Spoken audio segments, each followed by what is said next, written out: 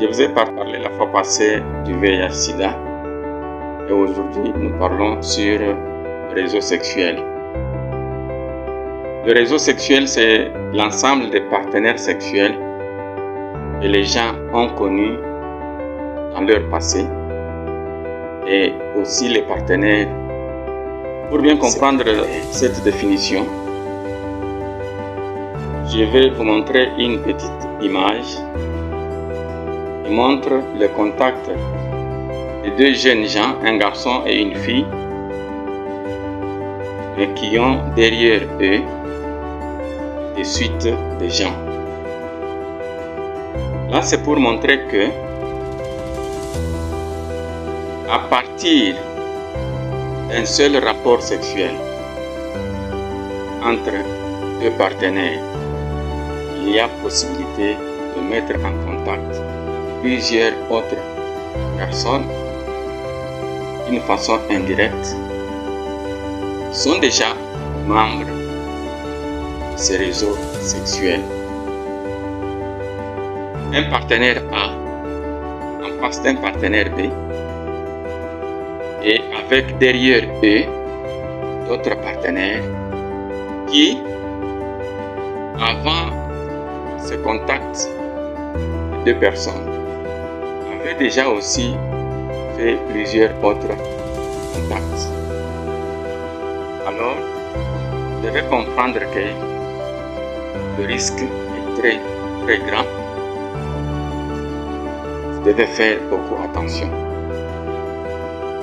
Faire beaucoup attention, chers amis, c'est prévenir le risque qui vous guette. Parce que le VIH, depuis l'avènement du Covid-19, il est un peu négligé. Mais il existe. Il existe. Et je dis bien, il existe. Il est en train de ravager. Il est en train de tuer. Alors vous devez comprendre et vous devez faire beaucoup attention parce que le risque est grand. Vous pouvez être sur un réseau sans toutefois le savoir. Ça, c'est une vérité parce que c'est un lien qui ne se voit pas à l'œil nu et qui existe. Un partenaire lointain peut se retrouver avec un problème sexuel d'un autre partenaire lointain qu'il n'a jamais rencontré. Alors, vous devez comprendre que le réseau sexuel est là et il vous amène ce que vous ne préférez pas avoir. Je suis ici pour vous dire que ceux qui ne veulent pas se retrouver dans ce filet doivent comprendre ce que nous avons partagé la fois passée.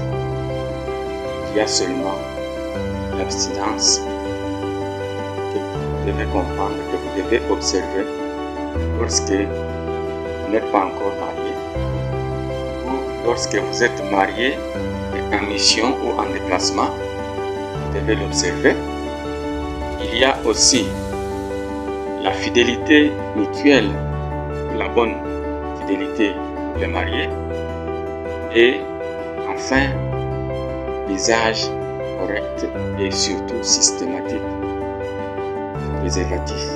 Si vous ne pouvez pas vous abstenir ou encore si vous ne pouvez pas observer la fidélité, je vous demanderai encore ou enfin de partager cette vidéo, de l'aimer et aussi de vous abonner à notre chaîne.